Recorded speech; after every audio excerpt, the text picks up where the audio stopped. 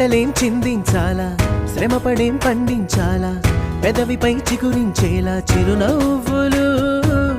కండలను కరిగించాలా, కొండలను కదిలించాలా, చచ్చి చెడి సాధించాలా సుఖశాంతులు.